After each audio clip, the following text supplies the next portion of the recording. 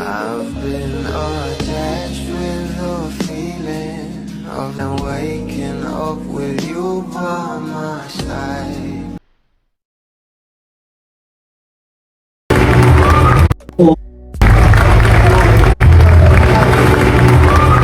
O galing Panginoon.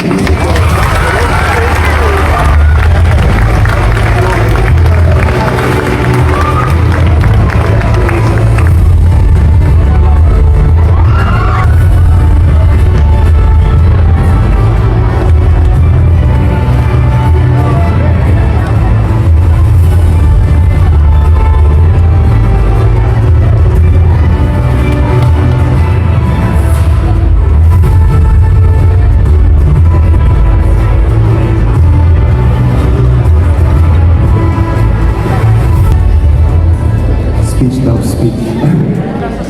Good evening po sa inyo lahat. Kumusta naman kayo?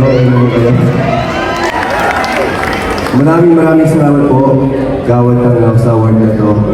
Thank you as well to my ABS-CBN family, my Star Magic family, my real family, Pangilinan family.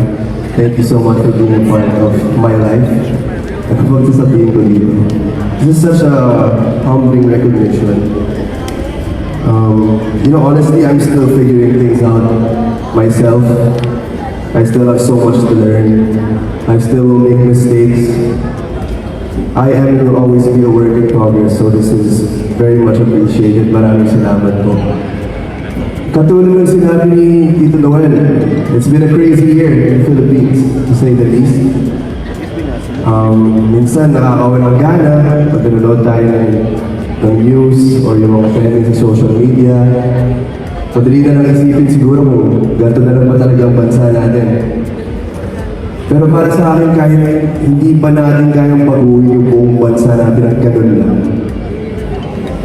kaya pa rin natin maging ilaw sa maliliit natin mga mundo.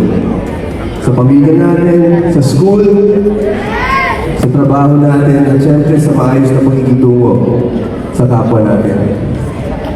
And honestly, you don't need to be powerful, you don't need to be famous, you don't even need to be perfect. You just need to walk through life together and be a bit more kind to one another.